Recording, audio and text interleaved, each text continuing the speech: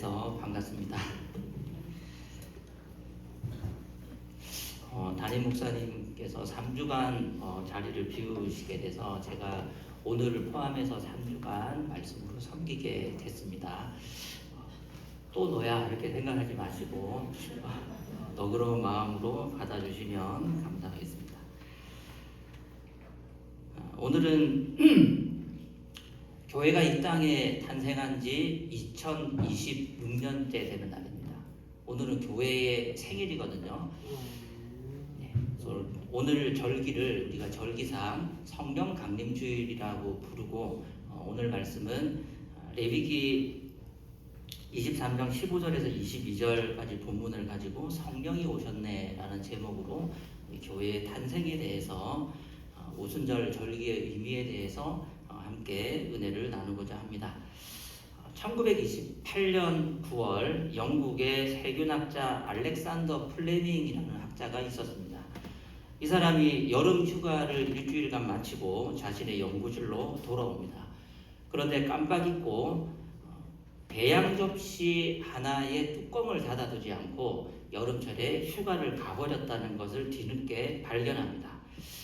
귀하게 배양하고 있던 세균 접시에 푸른 곰팡이가 잔뜩 피어 있었습니다. 실험을 망쳤다 하고 접시를 버리려다가 잠깐 그 배양 접시를 자세히 살피기 시작했습니다. 곰팡이 주변에 있던 세균들이 싹 죽어 있다는 것을 발견했습니다. 부패의 상징이었던 푸른 곰팡이가 자신의 배양 접시에 귀하게 배양하고 있던 세균을 다 죽여버린 것을 발견한 겁니다. 이것을 의학계에서는 기적의 물질 페니실린이라고 부릅니다.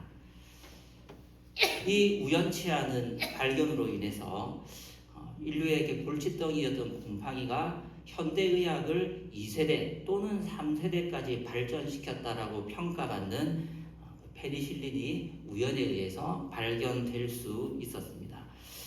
놀랍게도 3000년 전 레위기 속에 기록된 오순절의 규례에 이와 똑같은 반전의 신비가 숨겨져 있습니다.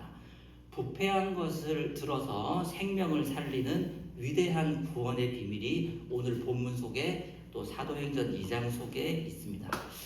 사도행전 2장 1절을 보시면 성령님은 6월절도 아니고 초막절도 아닌 바로 오늘 이 오순절에 강림하셨습니다. 오순절은 구약에 보면 77절 또는 맥추절, 오순절 세 개가 다 같은 절기를 부르는 다른 명칭입니다. 7월 첫째 주에 지키게 될 맥추감사절은 또 다른 절기고요. 성경이 이야기하는 오순절, 맥추절, 77절은 성령이 이 땅에 오셔서 교회를 생겨나게 하신 바로 그 성령 강림절을 부르는 다른 명칭이라고 할 수 있습니다.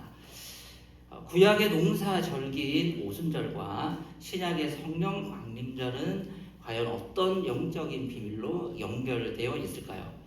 그리고 죽어가는 영혼이 넘치는 이 시대를 사는 우리에게 성령이 오셨다는 것은 도대체 어떤 구원의 능력을 베푸시는 걸까요? 바로 이 비밀을 세 가지 대지를 통해서 함께 나누고자 합니다. 첫 번째로 레위기 23장 15절에서 16절 단락을 보시면 오순절은 무엇이냐? 오순절은 기다림의 절기라고 할 수 있습니다.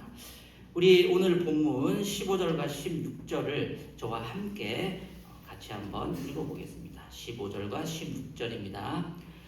안식일을 이튿날 곧 너희가 요제로 곡식단을 가져온 날부터 세어서 7 안식일의 수요를 채우고 7 안식일 이튿날까지 합하여 50일을 계수하여 새 소재를 여호와께 드리되. 자, 초실절과 오순절은 완벽한 짝을 이룹니다. 제가 지금 간략하게 구약의 몇 가지 절기를 설명을 드릴 텐데요. 6월절은 출애굽을 기념하는 절기입니다. 그리고 이어서 누룩 없는 빵을 먹는, 그래 누룩을 넣지 않는다라고 해서 이 절기를 무교절이라고 부르는데 이 무교절 7일이 시작이 됩니다. 그리고 무교절 7일 주간의 첫 첫 번째 돌아오는 안식일 다음 날. 약간 이제 여기서 좀 포기하는 분들 몇몇 분들 계시죠. 자, 무교절 기간이 일주일인데요. 그 일주일 기간에 첫 번째 맞이하는 안식일의 다음 날이 뭐냐면 바로 초실절입니다. 예수님께서 부활하실 때 이 초실절에 부활하셨고, 그래서 부활의 첫 열매로 불리시는 겁니다. 자, 초실절에는 무엇을 하느냐면 첫 수확물인 보리 이삭 한 단을 하나님께 예배로 제물로 바칩니다. 그리고 그 날로부터 7주를 계산을 합니다. 7은 얼마죠? 예. 그리고 그 다음 날은 몇 번째 날일까요? 50이죠. 그래서 오순해서 오순절입니다. 초실절로부터 7 안식일을 지난 그 다음 날 50일째 되는 날 바로 오늘입니다. 이날이 오순절이에요. 유대인들의 전통은 이 50일의 기간을 계수함, 히브리어로 오메르라고 하는데요. 초실절로부터 50일째 되는 날 그들의 전통은 하루하루 카운트를 해요. 1, 2, 3, 4 이런 식으로. 아침에 눈을 뜨면 혹은 밤에 잠들기 전에 오늘은 첫 번째 날, 두 번째 날, 세 번째 날 해서 오메르, 계수하다, 세다, 헤아리다라는 의미를 가졌다라고 해서 이 50일 전체 기간을 오메르라고도 불렀습니다. 초실절로부터 오순절. 오순절은 농사절기상 보리의 첫 이삭을 추수하는 날입니다. 보리가 아니고 밀을 추수하는 날이에요. 그래서 밀을 추수를 하는데 이스라엘의 농사절기상 이 종자를 섞어서 뿌리지는 않지만 보리와 밀의 종자를 같이 파종을 합니다. 보리는 보리밭에 뿌리고 밀은 밀밭에 뿌려요. 그러면 이 보리와 밀이 쭉 자라다가 보리가 조금 더 빨리 여물거든요. 그래서 초실절에 보리 추수를 하고 50일이 지난 다음에 밀밭에서 자라난 밀을 벨 때가 다가옵니다. 그리고 밀의 첫 이삭을 잘라서 하나님 앞에 제물로 바치는 그 절기가 바로 오늘 오순절 또는 칠칠절 또는 맥추절이라고 부르는 절기가 되는 거예요. 유대인들은 이 50일의 기간을 그냥 흘려보내는 날들로 생각하지 않았습니다. 이 날들은 이 50일은요, 세는 날이고 기다리는 절기고 고대하는 절기였습니다. 사도행전 1장 4절을 보시면 예수께서 사도들과 함께 잡수실 때에 그들에게 이렇게 분부하셨습니다. 너희는 예루살렘을 떠나지 말고 내게서 들은 아버지의 약속을 기다리라. 예수님께서 승천하실 때 너희는 예루살렘을 떠나지 말고 내가 약속한 것을 기다리라고 말씀하셨습니다. 이 기다리는 절기, 오메르 하는 절기, 하나, 둘, 셋, 넷 해서 50이 꽉 찰 때까지 기다리는 이 절기가 바로 오순절이고, 이 오순절은 하나님께서 약속하신 것을 기다리는 절기였습니다. 제자들은 마가의 다락방에서 약속하신 성령을 기다리며 전심으로 기도하며 예수님의 말씀이 이루어지기를 기다렸습니다. 성령은 우연히 아무 때나 오신 것이 아닙니다. 약속을 굳게 믿고 기도로 하루하루를 세면서 기다린 제자들에게 임했던 것입니다. 올해 부활절이 며칠이었는지 혹시 기억나시는 분 계십니까? 대통령거. 네? 대통령거. 네. 감사합니다. 대답해 주셔서 너무 감사합니다. 올해 부활절은요, 굉장히 외우기 쉬웠습니다. 식목일과 겹쳤거든요. 자, 올해 부활절은 며칠이었죠? 어떻게 아십니까? 역시 우리 말씀숲교회 교인들은 너무 신앙이 좋은 것 같습니다. 올해 부활절은요, 4월 5일이었어요. 그때로부터 50일이 지났습니다. 그동안 무엇을 기다리면서 여기까지 오셨습니까?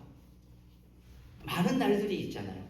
어린이날도 있고 어버이날도 있고 스승의 날도 있고 심지어 화이트데이도 있고 블랙데이도 있습니다. 우리 이 모든 날들을 고대하면서 기다리면서 4월 5일부터 오늘 날짜까지 온 거예요. 우리는 무엇을 기다리면서 살았을까요? 하다못해 애인이 없어서 짜장면을 먹어야겠다는 블랙데이까지 하나하나 다 기억하고 기다렸지만 하나님의 역사와 은혜를 얼마나 사모하면서 기다렸는지 우리가 다시 한번 점검해 볼 수 있기를 바랍니다. 성령님은 아무 때나 우연히 되는 대로 무계획적으로 오신 것이 아닙니다.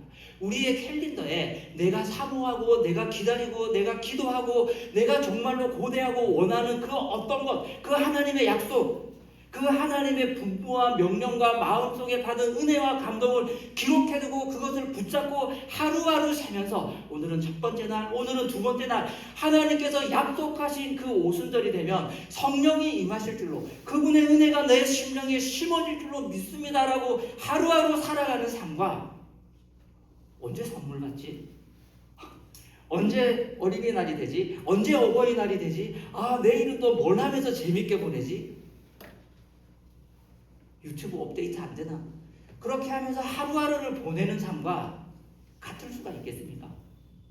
우리가 오순절 절기가 성령 강림절 절기가 돌아올 때마다 나는 무엇을 기다리며 무엇을 기대하며 과연 내 달력에 어떤 하나님의 약속을 기록하고 주께서 말씀하신 대로 내게 이루어질 줄로 믿습니다라고 기도하면서 살았는지 점검해 볼 수 있는 50일째 날이 될 수 있기를 간절히 바랍니다. 두 번째로 오순절은 어떤 절기냐? 오늘 본문 17절에서 20절 단락을 보시면 오순절은 어떤 날이냐면 곰팡이가 빵이 되는 절기입니다. 자, 17절 말씀 같이 한번 읽어보실까요? 17절입니다. 시작. 10분의 2 에바로 만든 떡 2개를 가져다가 흔들지니 이는 고운 가루에 누룩을 넣어서 구운 것이요 이는 첫 요제로 여호와께 드리는 것이며. 구약의 전체 절기는 7개예요. 절기마다 하나님 앞에 성대한 제물로 예배를 드렸습니다.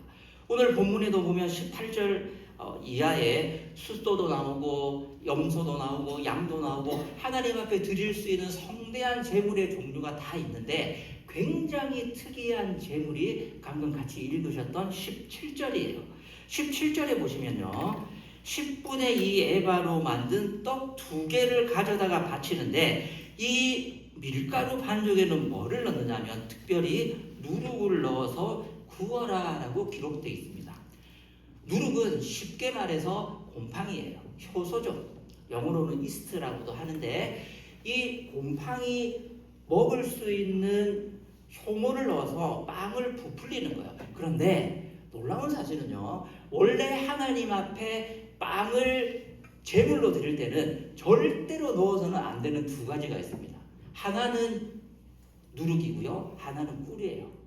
하나님 앞에 제사 드릴 때, 예배 드릴 때, 제물로 드릴 때는요, 빵을 드릴 때는 절대로 누룩이나 꿀을 넣으면 안 됩니다. 그래서 그때 바치는 빵을 무교병, 아무것도 넣지 않았다라고 해서 무교병이라고 불렀어요. 무교병 혹시 여러분 드셔보신 적이 있으십니까? 무교병은 우리 그 인도 음식점을 가면 이렇게 그 소스에 찍어 먹는 빵, 얇고 평평한 빵이죠. 그런 애들이 무교병이에요. 그래서 그 소스의 맛으로 먹는 것이지 그 자체로는 특별한 맛이 없는 딱딱하고 별로 맛이 없어요. 그런데 특이하게도 오늘 오순절 절기가 되면 하나님이 절대로 넣어서는 안 된다라고 말씀하셨던 누룩, 곰팡이를 넣어서 부풀려진 빵을 만들어서 그것을 제물로 바치라고 말씀하셨습니다. 이거 굉장히 예외적인 거예요. 그래서 화목제물로 빵을 바칠 때도 누룩을 넣어서 부풀리게 만들고 오늘 오순절 절기 때 바치는 빵도 누룩을 넣어서 부풀려요. 왜냐하면 왜 이것을 넣으면 안 되냐면 누룩은 죄와 타락과 인간의 부패를 상징하는 것이기 때문에 밀가루 반죽에 하나님께서 절대로 넣어서는 안 된다라고 말씀하셨습니다. 그러면 똑같은 죄악을 상징하는 인간의 부패와 타락을 상징하는 누룩, 곰팡이인데 왜 이것을 오순절에는 넣어도 될까요? 잠깐 그때만 하나님이 눈 감아 주시는 걸까요? 하나님이 포기하신 겁니까? 왜 오순절에는 이 예외 규정을 하나님께서 허락하셨을까요? 그 비밀은 바로 불에 있습니다. 누룩이 든 반죽, 곰팡이가 들어간 반죽, 효모가 들어간 반죽을 뜨거운 가마나 불에다가 굽지 않겠습니까? 그러면 어떻게 되겠습니까? 누룩의 원래 부패했던 성분은 사라지고 빵을 부풀릴 수 있을 정도만 작용을 하고 빵은 맛있게 부풀어 오르겠죠. 오늘 10분의 2 에바만큼의 밀가루를 하나님 앞에 바치는데요. 10분의 2 에바는 어떤 양이냐면, 쉽게 비유하자면 우리 빵집에 가면 그 바게트 빵 있잖아요. 길쭉하게 생긴 거. 그것의 한 5배 정도 되는 굉장히 큰 빵이에요. 엄청나게 큰 빵 2개를 굽는 겁니다. 그것을 제사장이 어떻게 하냐면 높이 이렇게 들어요. 이거 흔들어서 받치는 것, 이것을 요제라고 하는데요. 요제라는 단어의 뜻으로 유추해 보자면 이것은 앞뒤로 하나님 앞에 이렇게 흔드는 겁니다. 흔들어서 하나님 앞에 바치는데, 옛날에 돌아가신 저희 할머니께서 예배 드릴 때 주로 이렇게 기도하실 때는 이렇게 많이 하셨거든요. 이렇게. 왜 그러시는지 잘 몰랐는데 지금 생각해 보니까 우리 할머니께서 요제를 드리고 계셨구나, 그렇게 혼자서 생각해 본 적은 있습니다. 그러니까 여러분도 이게 설교를 들으시다가 제 설교가 졸리시면 이렇게 하지 마시고 이렇게 하시면 조금 더 성경적으로 조실 수 있습니다. 아무튼 모든 사람들이 볼 수 있게 제사장이 굉장히 큰 그 빵을 높이 들고 하나님 앞에 흔들어서 바치는 거예요. 곰팡이가 들어갔던 빵, 부패했던 빵, 죄로 인해서 오염돼서 어쩔 수 없던 그 빵이 불을 통과하는 그 순간에 하나님 앞에 흔들어서 바칠 수 있는, 모두가 먹을 수 있는 부드럽고 맛있는 빵으로 변화한 거예요. 그 상징성을 보여주기 위해서 특별히 이날만은 빵 2덩이를 크게 만들어서 곰팡이 넣어 불에 구워서 맛있게 구운 다음에 너희들이 나눠 먹어도 좋다라고 예외적인 규정을 만들어 두신 겁니다. 이 빵 2덩이는요, 우리 신약의 교회를 상징합니다. 교회는 죄 없는 천사들의 모임이 아닙니다. 여전히 이기심의 누룩, 교만의 누룩이 남아있는 허물 많은 죄인들의 모임입니다. 우리 양옆으로 앞뒤로 한번 보시겠습니까? 누룩이 많아요. 곰팡이가, 여러분 저를 한번 보십시오. 곰팡이 같은 사람입니다. 곰팡이 같은 사람. 너무너무 허물이 많고 결점이 많고 연약하기 때문에 하나님의 교회 안에 있는 사람은 무교범 같은 흠이 없는 완벽한 사람들을 하나님이 불러오신 것이 절대로 아닙니다. 저 같은 사람, 곰팡이 같은 사람, 냄새나는 사람, 더러운 사람, 약점이 많은 사람. 김집사야, 너 예수 믿은 지 30년이 됐는데 그것밖에 안 되냐? 속으로 이렇게 생각하시잖아요.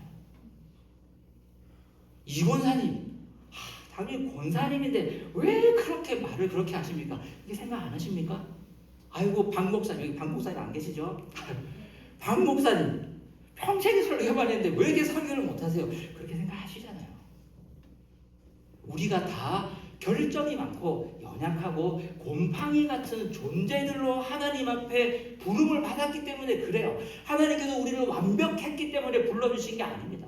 그래서 우리의 인생에 뿌려진 그 누룩, 그 곰팡이 같은 결점을 알고 계심에도 불구하고 무조건 하라, 무조건 나의 전에 들어와서, 나의 임재 안에 들어와서 내가 너를 불러 구워버리겠다.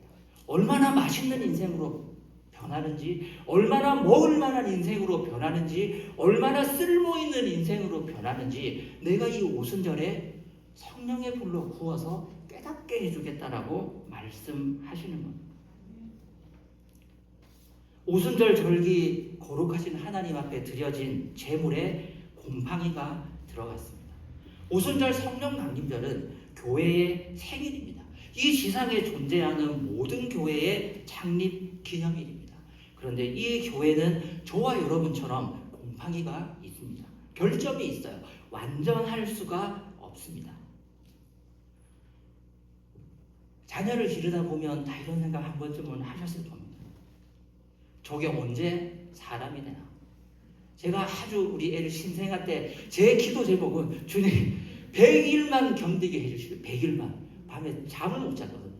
100일이 지나면 잠을 가린다길래 100일만 지나면 좀 사람 같아질 텐데 100일이 지났습니다.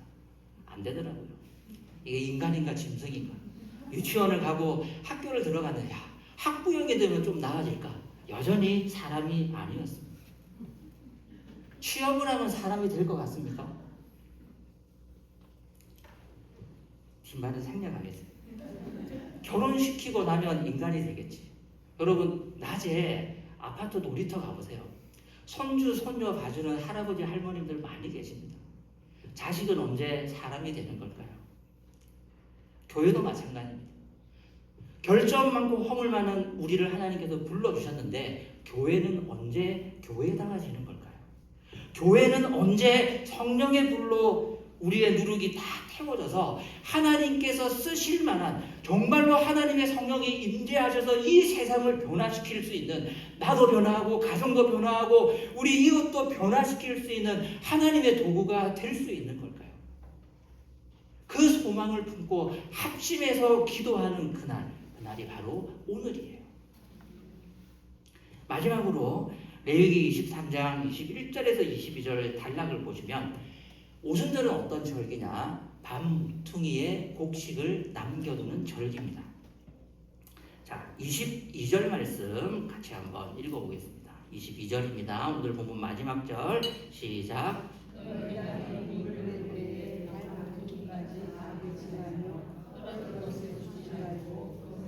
가난한 자와 거류민을 위하여 남겨두라. 나는 너희의 하나님 여호와니라.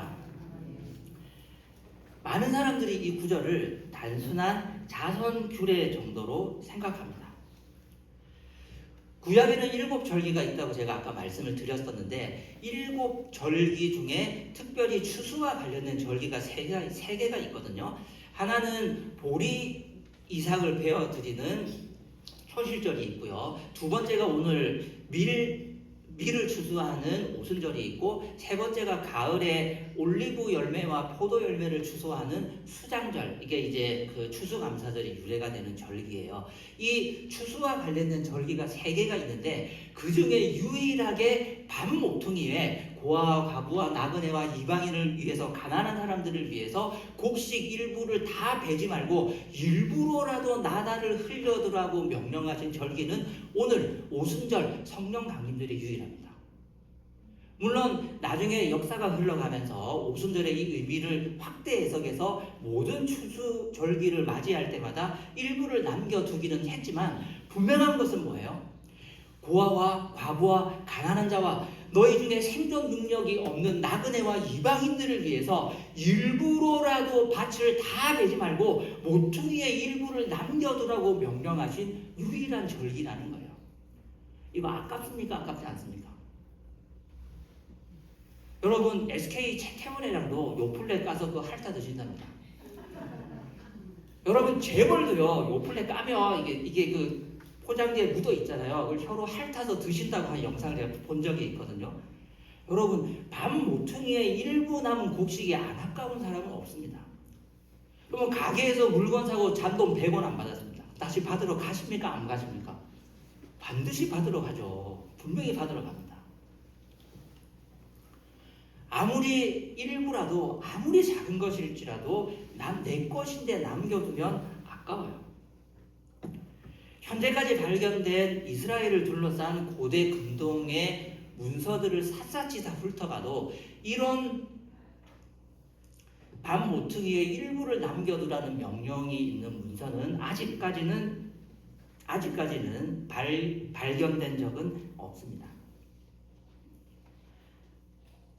밭에 모퉁이를 남겨두라는 명령은 복음의 혜택에서 소외된 이방인과 영적 나그네들의 생명을 구원하라는 하나님의 선교 명령입니다. 2000년 전 오늘 이 레위기의 절기는 마가의 그 다락방에서 정확하게 성취가 됩니다. 사도행전 2장 39절을 보시면 사도 베드로가 일어나서 오순절의 성령 강림의 의미를 해석하기 위해서 이런 말씀을 하시는데요. 이 약속은 성령이 강림하신 오순절의 이 약속은 여러분과 여러분의 자녀와 또 멀리 떨어져 있는 모든 사람, 곧 우리 주 하나님께서 부르시는 모든 사람에게 주신 것입니다. 유대인에게만 주신 것이 아니에요. 밭 주인에게만 주신 것이 아닙니다. 그 미래, 그 지주에게만 주신 것이 아니고 그것을 땀 흘려서 경작한 농부에게만 주신 것이 아니에요. 사도행전 2장 39절에 베드로 사도의 입을 통하여서 이 약속은 여러분과 여러분의 자녀와 멀리 떨어져 있는 모든 사람, 곧 우리 주 하나님께서 부르시는 모든 사람에게 주신 약속이라고 분명히 이 오순절 절기에 밤모퉁이를 남겨두라는 이 의미를 분명하게 재해석했습니다. 너희 땅에 곡물을 벨 때에 밤모퉁이까지 다 베지 말며 떨어진 것을 줍지 말고 그것을 가난한 자와 거류민을 위하여 남겨두라. 성령이 불의 혀처럼 임하시고 베드로가 복음을 전했을 때 그 한 번의 설교에 3,000명이 회개하고 주님께 돌아오는 기적이 일어났습니다. 성령의 역사는 거기서 끝나지 않았습니다. 예루살렘을 넘어서 사마리아로 그리고 땅끝 이방인들에게로 나아갔습니다.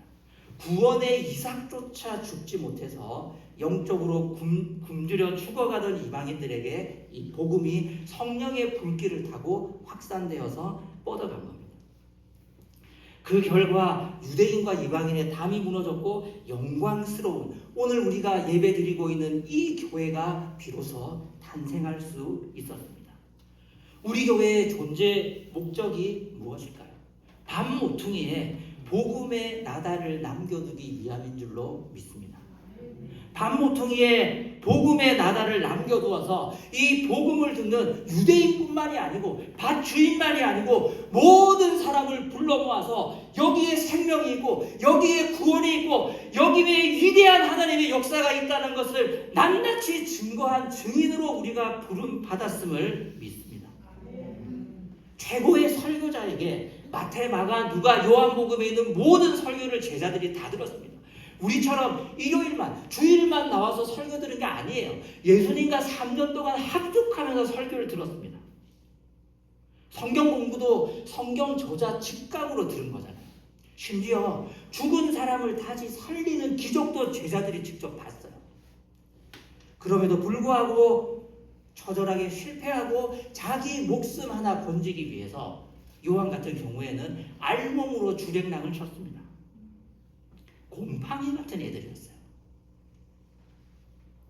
하지만 바로 오늘 하늘의 불이 임했을 때 이들은 3,000명을 구원하는 구원의 도구로 쓰임 받을 수 있었습니다.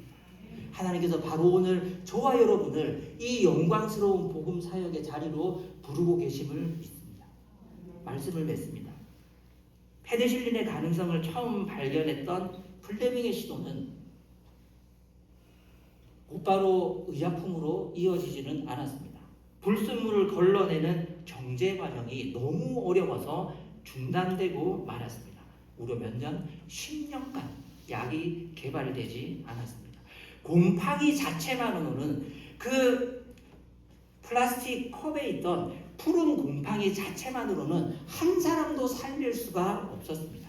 10년이 지난 후에 플로리와 체인이라는 두 과학자가 고도의 정제 과정을 통해서 불순물을 완벽하게 태워냈을 때 부패의 상징이었던 푸른 곰팡이는 수억 명의 생명을 살려내는 기적의 치료제가 비로소 될 수 있었습니다. 저를 포함해서 곰팡이 같은 우리를 하나님께서 부르셨습니다. 우리 자체로는, 우리 인격으로는, 우리의 능력으로는, 우리의 살아온 삶의 과정과 우리의 열매로는 단 한 명도 살릴 수 없습니다. 우리는 스스로를 정죄할 능력이 없는 부패한 사람이에요. 내 안에 혈기가 있고 이기심이 있고 교만이라는 누룩을 내 힘으로는 어떻게 제거할 수 없는 어쩔 수 없는 죄인입니다. 그러나 2000년 전 오늘 마가의 다락방에 불의 혀같이 갈라지는 성령의 능력이 오순절 마가의 다락방에 모였던 120명의 성도들을 변화시켰던 것처럼 성령의 불이 우리의 인생의 가마를 통과할 때, 성령의 불꽃이 내 안에 죄와 누룩을 완벽하게 태워서 깨끗하게 해주실 때 우리는 완전히 다른 존재로 빚어짐을 믿습니다. 내 가족을, 내 이웃을, 나아가 온 세상에 죽어가는 영혼들을 살려내는 영적 페니실린으로 변화하는 기적이 바로 오늘 이 순간 우리 모두에게 이루어질 줄로 믿습니다. 이번 한 주간 나를 태우고 깨끗하게 하시는 성령의 불을 덧입게 하옵소서. 이 시간 나를 새롭게 하시는 그 성령의 권세에 붙잡혀서 밤모퉁이의 열매들을 남겨두고 죽어가는 모든 사람을 살리는 능력 있는 하나님의 도구로 복 있는 인생으로 살아갈 수 있게 변화할 수 있게 해달라고 기도하고 결단하고 우리 인생을 하나님 앞에 드릴 수 있는 우리 모두가 될 수 있기를 간절히 바랍니다.